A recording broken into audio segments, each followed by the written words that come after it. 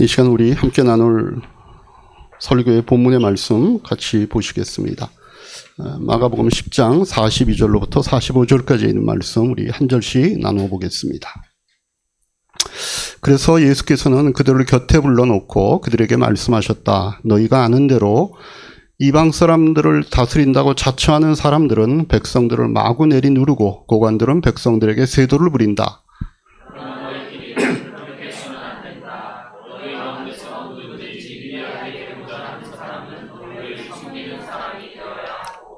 너희 가운데서 누구든지 으뜸이 되고자 하는 사람은 모든 사람의 종이 되어야 한다. 인자는 섬김을 받으러 온 것이 아니라 섬기러 왔으며 많은 사람을 구원하기 위하여 치를 몸값으로 자기 목숨을 내주러 왔다. 아멘. 시간 우리 말씀 나누기 전에 우리 자녀들을 위해서 올리브브레스 하는 시간 갖도록 하겠습니다. 이 시간 다 함께 우리 자녀들을 위해서 축복하며 기도하는 시간 같습니다. 감사하신 아버지 하나님, 이 시간 우리의 자녀들을 하나님 앞에 올려드립니다. 우리 아인이와 성재, 지원이와 수연이, 호은이와 기원이, 승현이, 윤선이, 윤희가 우리에게 주신 복된 하나님의 선물들입니다. 하나님, 우리 출애굽기 15장 2절에 보면 주님은 나의 힘, 나의 노래, 나의 구원, 주님이 나의 하나님이시니 내가 그를 찬송하고 주님이 내 아버지 하나님이시니 내가 그를 높이련다라고 고백한 찬송들이 있습니다. 하나님, 이 찬송이 우리 자녀들의 입술에 머무는 찬양이 되기를 원합니다. 우리들의 자녀의 인생을 통하여서 하나님 역사하셔서 그들이 자신들의 입으로 주님은 나의 힘이고 나의 노래이며 나의 구원이며 나의 하나님이시고 그렇기 때문에 내가 하나님을 높인다라고 하는 그것이 인생의 진정한 고백이 되는 그 모습이 되도록 하나님께서 복 주시고 이끄시고 단련시키셔서 하나님이 이 땅에 우리의 자녀들을 보낸 하나님의 놀라운 소원들이 이루어지는 그 주인공이 되도록 주님 이 한 주간도 인도하시고 이끌어 주시옵소서. 예수님의 이름으로 기도하옵나이다. 아멘. 우리 자녀들은 자체 모임 위에서 이동하도록 하겠습니다. 네.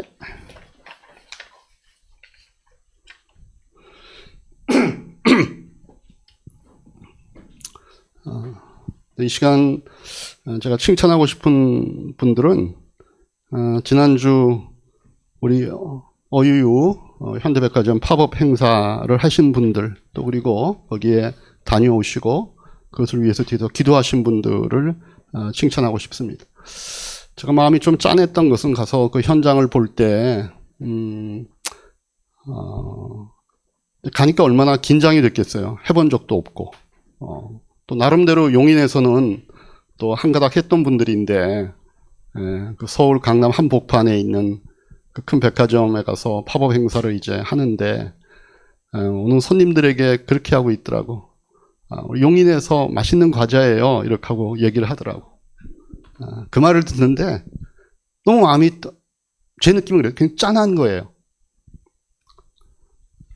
이 정말 이 강남 대한민국을 대표하는 그 강남 가장 큰 백화점에 가서 용인에서 온 과자를 이제 선보이는 거잖아요. 우리가 잘 알듯이 최선을 다하고 가장 질이 좋고 또 정성이 들어가고 기도도 들어간 그런 과자를 가서 하는데 많은 사람들 앞에 용인에서 제일 맛있는 과자다.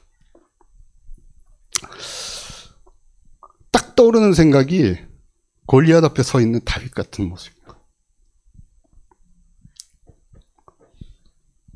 갑자기 전투 현장으로 보이는 거예요.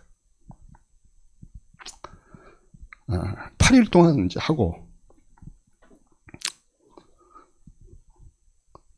우리가 이제 연합 그 목장 모임할 때 두 사람이 딱 돌아왔잖아요. 개선장군 같더라고. 그 모습을 칭찬해주고 싶은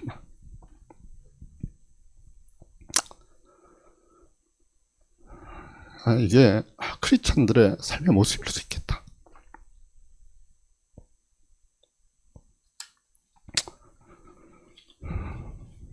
거대한 세상 앞에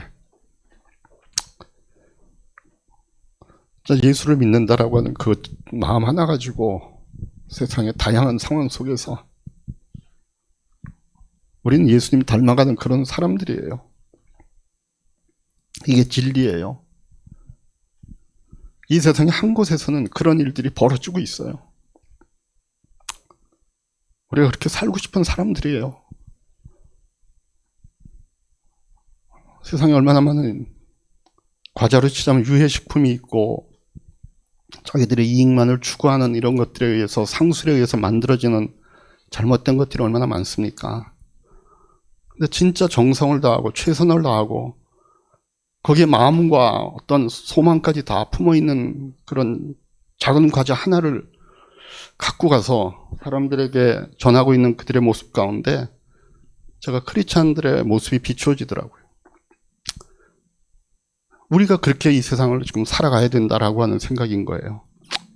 뭐 그렇다고 우리가 맨날 진영 과자로 호정에 눕고 다니자는 얘기는 아닌데, 그냥 우리 각자의 삶이 그렇다. 우리 각자의 삶이. 그래서 그 모습을 좀 다른 형태이긴 하지만 그런 모습으로 여러 사람들에게 인정을 받고 돌아온, 그죠? 교회가 그래야 되지 않을까? 우리는 크리스찬으로 사는데 이때까지는 사람들이 크리스찬에 사는 모습을 보고 아무런 감동이 없었어요. 오히려 저런 사람들이 모여있는 교회라는데 우리와 관계없어. 교회가 들어오는 건 막아야 돼. 교회 사람들은 이중적이야 라고 하는 얘기를 들어왔던 그 모습에서 이제 우리는 우리가 뭔가 진심을 다해서 나아갈 때 세상 사람들의 마음에 감동을 줄 수 있고 그들과 소통할 수 있고 또 그 영혼들이 교회 안으로 찾아오게 만드는 이 일들을 우리가 하겠구나라고 하는 마음들이, 모습들이 제가 그날 그 현장에서의 모습을 통해서 약간 오버랩이 되더라고요.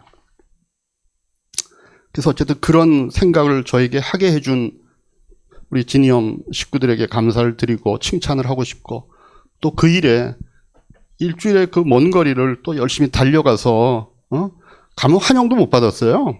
일하느라고 가면은 왔다 그러니까 여기서도 바쁘니까 뭐 서로 손만 흔들다가 돌아와야 되는 이런 거지만, 한 번 간 사람, 두 번 간 사람, 또 가지 못한 안타까운 마음 때문에 위에서 뒤에서 기도해 줬던 이런 일들을 생각하면 우리 이야기의 모든 성도들을 칭찬하고 싶습니다.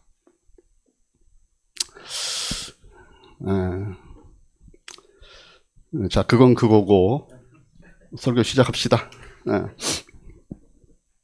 우리가 읽었던 이 본문, 지난주에 같은 본문입니다. 그래서 우리 주보 만드는 정인 형제가 이런 건 꼭 물어보더라고.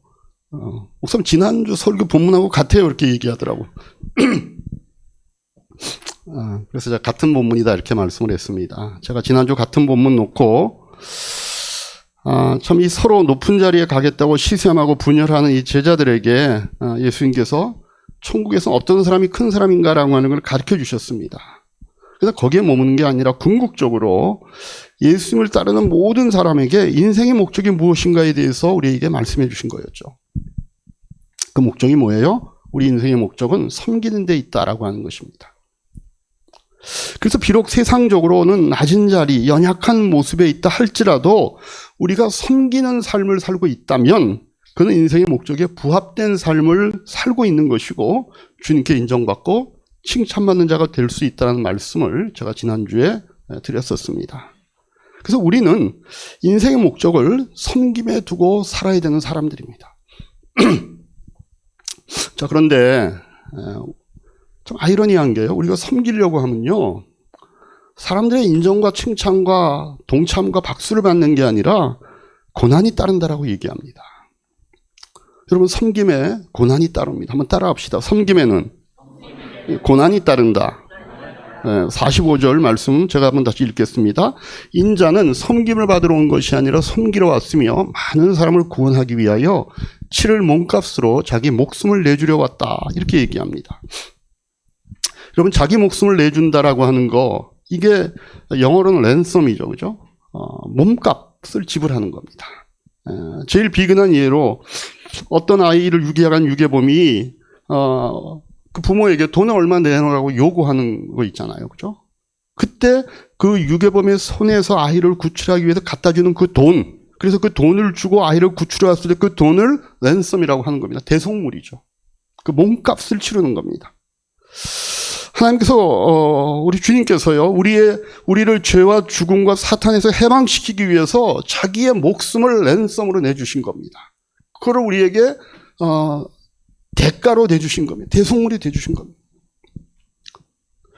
오직 섬기는 목적 하나로 세상에 오신 그 주님, 오셔서 거짓말한 적도 없고 남을 다쳐준 일도 없는, 그러나 우리를 섬기기 위해서 십자가에 죽으시는 그 모습을 볼 때, 그분을 따르는 우리 역시도 이웃을 섬기고 살 때는 고난이 있겠구나라고 하는 것을 우리가 각오할 수 있어야 됩니다.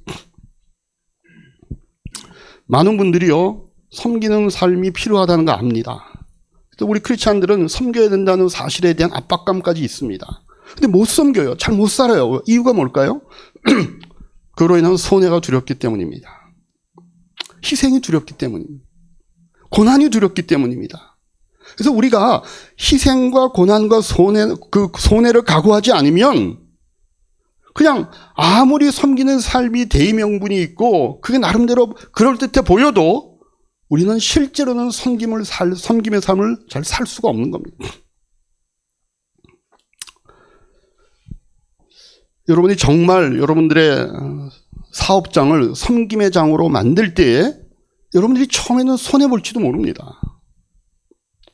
또 여러분들이 직장생활을 정말 섬김의 장으로 만들 때에 여러분들보다 훨씬 영악한 동료가 여러분들보다 앞서 진급할지도 모릅니다. 또 여러분들이 대인관계 속에서 섬길 때에 그 사람들이 여러분들에게 고마워하기보다 여러분들을 깔볼 수 있고 어떨 때는 조롱하고 경멸할지도 모릅니다. 그것이 섬길 때 치르는 대가입니다. 그러나 저는 하나님은 그런 사람 끝에 가서 잘해 주실 것 같습니다. 사업하는 사람들 섬기면 처음에는 좀 손해보는 것 같지만 나중에 정말 튼튼한 사업체를 하나님이 만들어 주실 것 같아요. 직장생활에서는요, 섬기면 처음에는 좀 진급해서 밀릴 것 같아도 언젠가는 정말 그 직장에서 없어서는 안 될 사람이라고 인정받는 사람을 하나님이 되게 해 주실 것 같아요.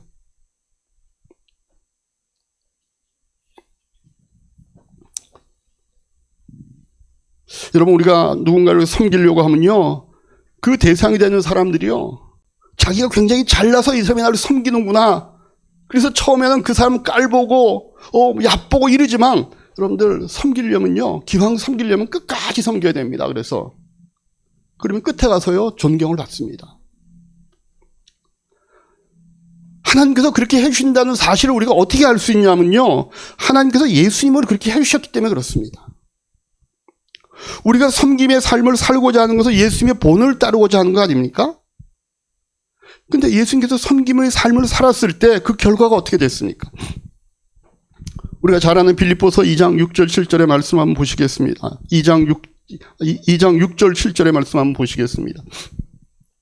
그는 하나님의 모습을 지니셨으나 하나님과 동등함을 당연하게 생각하지 않으시고 오히려 자기를 비워서 종의 모습을 취하시고 사람과 같이 되셨습니다. 그는 사람의 모습으로 나타나셔서 자기를 낮추시고 죽기까지 순종하셨으니 곧 십자가에 죽기까지 하셨습니다. 그분의 섬김의 모습의 아주 절정입니다. 근데 그 다음에 하나님이 그를 어떻게 하셨습니까? 그대로 두셨습니까? 십자가에 죽은 채로 그 십자가 위에서 매달려 고통당하고 그 위에서 썩게 만드셨습니까? 아니죠. 9절에 보면 같이 한번 읽겠습니다. 그러므로 하나님께서는 그를 지극히 높이시고 모든 이름 위에 뛰어난 이름을 그에게 주셨다. 이게 하나님이 예수님께 해주신 모습입니다. 그래서 저는요, 나를 낮추고 섬길 때 하나님이 계속해서 그 자리에 두실 것이라고 하는 그 사실을요, 절대 믿을 수가 없습니다. 하나님이 반드시 책임져 주시고 보상해 주실 것을 믿습니다. 그러나 혹시 그렇지 아니하실지라도 우리는 섬겨야 합니다. 하나님이 그렇게 우리에게 못해 주시자 할지라도 우리는 섬겨야만 된다는 겁니다. 왜냐하면 섬김에는요, 유익이 따르기 때문에 그렇습니다. 제가 지지난주에 말씀드린 것처럼 우리는 자꾸만 뭔가를 했을 때 잃는 것만 생각을 하죠. 얻는 것에 대해서 생각할 줄 알아야 됩니다. 그죠? 우리는 자꾸 누군가를 섬길 때, 고난이 있구나. 이런 어떤 어려움이 있겠구나. 우리가 어떤 난처한 처지에 처할 수 있겠구나. 내가 뭔가 뒤처지겠구나. 이런 생각, 잃는 것만 생각하지 말고 섬겼을 때 우리에게 얻어지는 그 유익이 뭔가도 생각할 필요가 있습니다.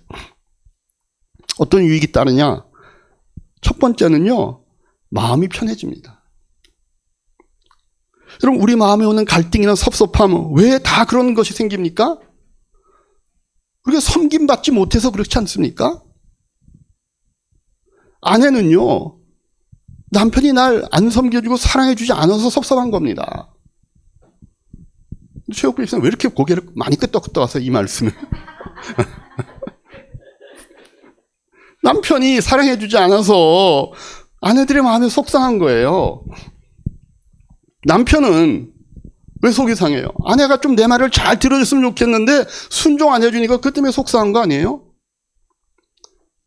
정혜 선생님 뭔 말인지를 몰라 지금. 그런가? 결혼해봐야 알겠는데 뭐 이런 표현. 왜 그렇게 우리의 마음이 섭섭하니까?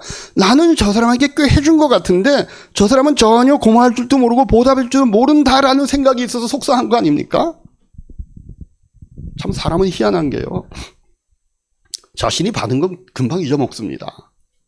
그리고 자기가 해준 거는요 정말 잘 기억해요. 이상해요. 이 대차대조피가 무슨 엉망이에요. 내가 많이 받았어요. 오죽했으면 예수님께서 뭐라 그러는 줄 알아요? 사도 바울이 뭐라 그러는 줄 알아요? 너희가 가진 것 중에 받지 않은 게 뭐가 있느냐? 우리는 우리의 생명부터 시작해서 우리가 살아가는 모든 이 세상의 환경은요, 내가 직접 한 게 별 게 없습니다. 그렇죠? 이미 만들어진 것 속에 우리의 생명이 출생해서 그 다음에 그걸 바탕으로 해서 살아가는데 우리는 왜 그렇게 불평과 불만과 그런 마음속에 그런 어떤 부정적인 마음이 많습니까? 내가 받은 거는 금방 잊어버리고 내가 해준 것만 생각하는 거예요. 그래서 틈만 나면 그거 붙잡고 상대방에 대해서 지적하고 나는 너에게 그렇게 해줬는데 너는 나한테 맨날 그 얘기죠. 다른 사람이 얘기하는 게 아니라 목사들 얘기하는 거예요. 성도들에게 이렇게 사랑을 베풀었는데 뭐 이렇게 했는데 왜 당신들은 이렇게 안 변하고 왜 우리 교회는 왜 이러냐고. 성도들이 목사님 볼 때 똑같죠 뭐. 우리가 이렇게 와서 헌신하고 이렇게 정말 와갖고 일주일에 몇 번씩 교회 와갖고서 이렇게 애쓰고 이렇게 참 노력하는데 목사님이 좀 더 잘해주시지. 서로가 자기가 받은 건 금방 잊어버리고 자기가 한 것은 안 잊어서 그래서 그게 다 속상하고 섭섭한 거예요. 근데 여러분, 어떤 사람이 나에게 좀 나쁜 얘기, 안 좋은 얘기를 해도요, 그게 내가 섬김을 받으려고 하니까 그게 기분 나쁜 것이지, 그냥 나는 주님 보시기에 큰 사람이 되기 위해서 나는 그 주님의 종이 되기로 했다. 나는 그냥 그 종이야 라고 생각을 하면요, 마음이 편합니다. 그럼 종한테서 심한 소리 하는 거 당연하지 않겠어요? 주인이 종한테 무슨 종님, 오늘 제 일 좀 해주시기를 간절한 마음으로 부탁을 드리면 이렇게 하는 주인이 어디 있어요? 그냥 그 정도 해준 것만도 고맙지 않겠어요? 서로의 사진을 지갑에 이렇게 넣고 다니는 이런 부부가 있어가지고 주변에서 너무 신기해서 물어본 거예요. 직장에서. 너무 금술이 좋아 보이신다고 우리 부장님은. 그랬더니 옆에 있었던 아마 그게 무슨 부부가 같이 모이는 모임이었겠죠. 그랬더니 그 부장님의 부인이 되신 분이 하는 말이 뭐라 그러신 줄 아세요? 두 분 다 똑같이 부부가 딱 그 말을 하는 거예요. 금술이 좋다니요. 그러면 웃으면서 하는 말이 어려울 때마다 이 사진을 꺼내보면 힘이 나서 그렇다고. 그러니까 금술 좋은 거 아니야? 그랬더니 그 부장님의 아내가 하는 말이 뭐예요? 자기 남편 사진 이렇게 보면 내가 이것도 인간 만들었는데 웬만한 어려움은 사진 보면 다 잊혀진다. 그 남편이 뭐라 그런 줄 아세요? 내가 사진을 이렇게 보고 다니면 내가 이 여자하고 살아주는데 다른 어려움이야. 왜 내가 못 참겠냐. 그렇게 얘기를 하더랍니다. 우리 나성민 목자 핸드폰 지금 보는데 아내 사진 보고 있는 거 아니에요? 내가 이 여자하고도 살고 있는데. 저도 지갑에 아내 사진이 있습니다. 뭐 집사람 지갑에 제 사진이 있는지는 모르겠지만, 저도 과거엔 좀 그랬던 것 같아요. 내가 이 여자하고도 살고 있는데. 근데 요즘은 이제 제가 회개 많이 하고, 참, 나 같은 사람하고도 살아주니 내가 참 고맙다.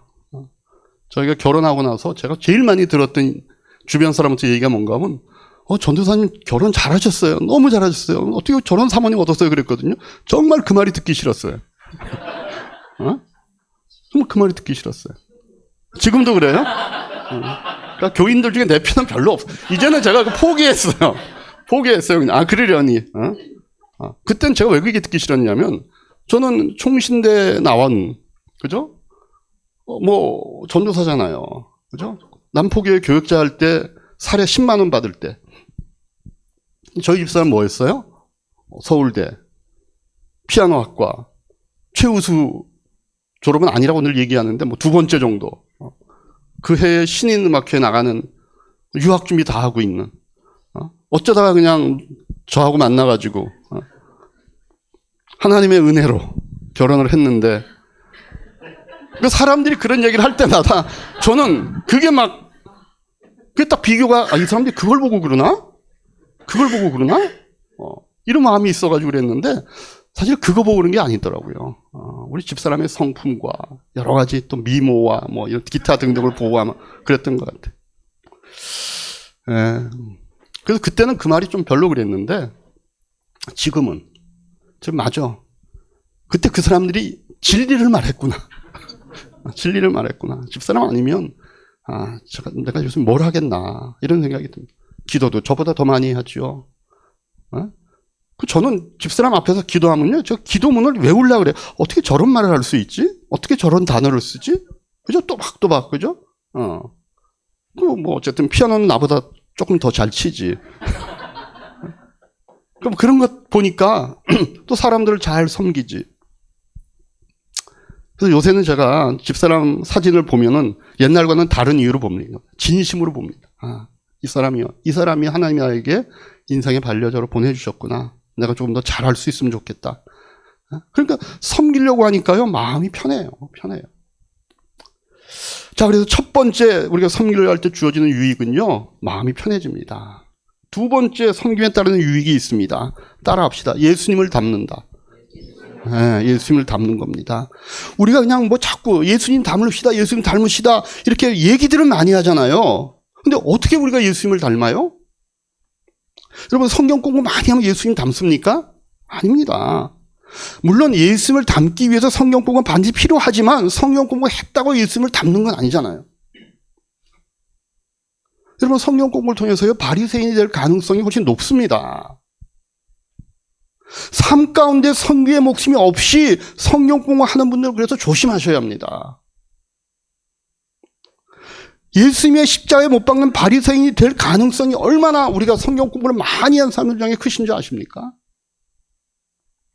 예수님 모습 닮는 건 성경 공부가 아닙니다. 섬김이잖아요, 섬김. 예수님이 그거 하러 왔다고 아까 우리 본문에서 얘기하셨잖아요. 나에게 싫은 말 들어가면서 감사하다는 소리 못 들어가면서 피곤하지만 섬기는 거잖아요. 거기서 우리가 예수님의 마음을 배우고 그렇게 우리가 예수의 흉내를 내면서 예수님을 닮아가는 겁니다. 그 방법밖에 없는 것 같아요. 제가 지난번 설교가 곁을 내주는 자 이런 거 있죠. 곁을 내주자. 여러분, 우리가 곁을 내줄 때 섬김의 마음이 없으면 할 수 없습니다. 어렵지만 그러나 주님께서 제자들을 자기의 곁에 불러 모으시고 했던 그거 한번 흉내내 보자는 거잖아요. 그게 예수님 닮는 겁니다. 내 곁에 있을 사람들을 우리가 챙겨야죠. 우리가 교회 생활을 좀 오래 하고 뭔가 이렇게 자꾸 교회에 어떤 연륜이 쌓여가는데 내 곁에는 점점점 사람이 없어지면 그건 아니잖아요. 네? 내가 평신도일 때 있었던 사람, 내가 목자가 되었을 때 있었던 사람, 내가 교회 안수집사 되고 장로가 되고 권사가 됐을 때 옆에 사람들이 더 많이 있어야 되는데 이상하게 내가 교회 직분이 올라가고 내가 교회 생활이 오래될수록 주변에 자꾸 사람이 없으면 그 이상한 거잖아요. 처음에 평신도 때 옆에 없었던 그 사람들이 내가 나중에 목자가 되고 그 다음에 내가 목장로님이 되고 권사님이 됐을 때 정말 많은 그 사람을 통해 예수 믿게 된 사람들, 또 그 사람의 섬김을 받아서 그 사람처럼 되고 싶은 사람들이 주변에 있어야 되잖아요. 그게 예수님이 닮는 거기 때문에 그렇습니다. 그래서 우리가 섬길 때 주어지는 두 번째 유익은 예수님을 닮아갈 수 있다는 겁니다. 세 번째 유익은요, 사회를 변혁시킨답니다. 한번 따라합시다. 사회를 변혁시킨다. 예, 우리가 정말 크리스찬들이요, 모두가 다 그 인생의 목표를 거기에 분명히 두고 살면요, 비로소 우리가 소금과 빛의 역할을 하는 겁니다. 여러분, 우리가 이 의식 구조가 되지 않고서는요, 천하에 없어도 우리는 빛과 소금의 역할을 못합니다. 섬기려고 해야 되는 겁니다. 여러분, 마태복음 5장 13절에 있는 그 말씀 우리가 너무 잘 알잖아요. 한번 보시죠. 마태복음 5장 13절 같이 한번 읽겠습니다. 너희는 세상의 소금이다. 소금이 짠맛을 잃으면 무엇으로 그 짠맛을 되찾게 하겠느냐. 짠맛을 잃은 소금이 아무도 쓸 데가 없어서 바깥에 내버려져서 사람들이 짓밟을 뿐이다. 너희는 세상의 빛이다. 산 위에 세운 마을은 숨길 수가 없다. 여러분들, 이게 참 재밌는 성경의 순서인데, 우리는 보통 이 빛과 소금이라고 생각해요? 소금과 빛이라고 생각해요? 우리는 빛과 소금이라고 생각하잖아요, 자꾸.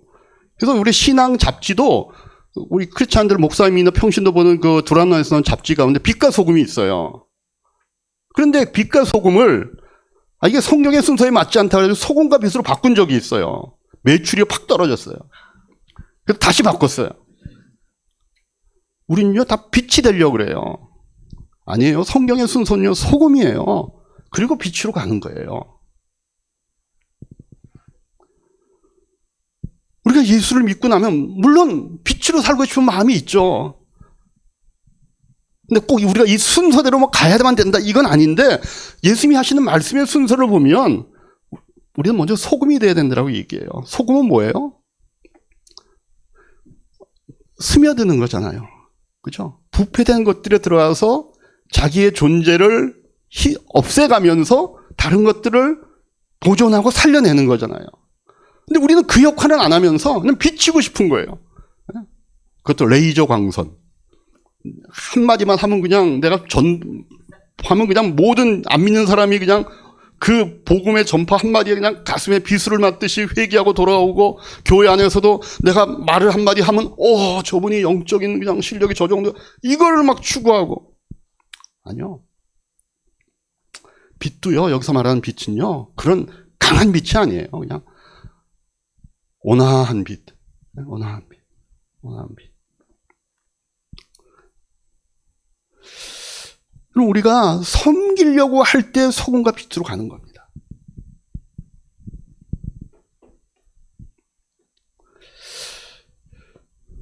그래서 우리가 섬김을 받으려고 하지 않고 섬기고, 내 이웃이 나를 위해 존재한다는 것들을 벗어나서 내가 이웃을 위해 존재한다라고 그런 의식구조가 바뀌어서 살 때, 그때부터 우리 주변이 깨끗해지고 어둠이 물러가고 빛이 비추기 시작한다는 겁니다. 부패했던 것들이 우리를 통하여 멈추게 된다는 거. 모르겠어요. 저는 지금 우리나라가 이렇게 극단적인 양극화로 인해 가지고 서로가 빛을 하고 저렇게 하고 있는데, 어떤 면에서는 맞는 면도 있겠죠. 크리스찬들 중에 그렇게 하는 사람도 있어야 됩니다. 근데 거기에 좀 소금의 역할을 하는 사람들도 좀 있으면 좋겠다.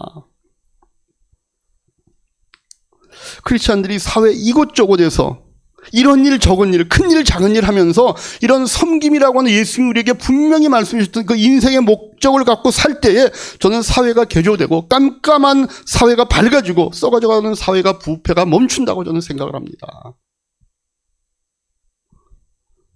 저는 그 역할의 일부를 이번에 어유의 팝업에 가서 저는 했다고 봐요. 그죠? 진심이 담겨있는 과자로 8일 동안 거기서 소금의 역할을 한 거예요. 과자 속에 소금도 들어가나요? 과자에 소금도 들어간답니다.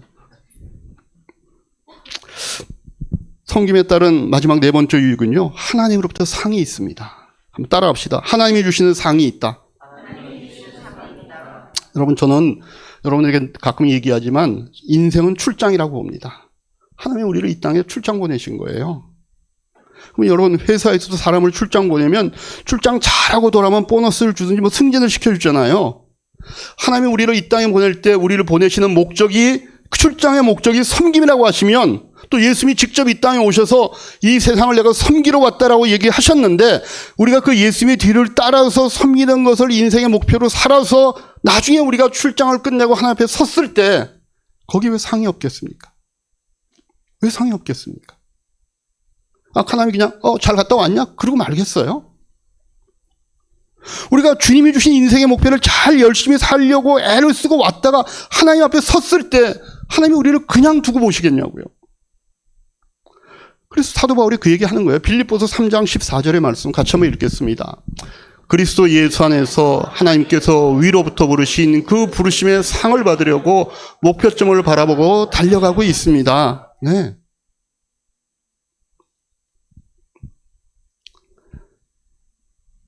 이 상을 위해서 예수님도 고난을 참으신 거고, 이 상을 위해서 베드로도 바울도 야고보도 이 세상에 섬김을 할 때 주어졌던, 앞에 얘기했던 그 어색함, 그 어떤 대우 못 받는 거, 그 고난, 이런 것들을 참으며 갔던 길이라는 겁니다. 저도 부족하지만 그 상 좀 받아보려고 예수님처럼 섬겨보려고 나름대로 애쓰는 겁니다. 아주 투박하죠. 섬김을 받는 사람 입장에서도 저기 뭐 섬기는 거야. 뭐 이런 마음이 드는 것 수준밖에 안 되지만 그래도 그 정신과 마음은 갖고 있겠다는 겁니다. 그래서 오늘 자신의 삶의 목적이 좀 희미했던 분들, 어쩌면 자신의 삶의 무의미, 그런 허무감 때문에 뭔가 비어있는 걸 느꼈던 이런 분들은 오늘 해답을 찾는 주일 아침이 되시기를 주님의 이름으로 축복합니다. 삶의 목표를 잃어버려서 그럴 수 있습니다.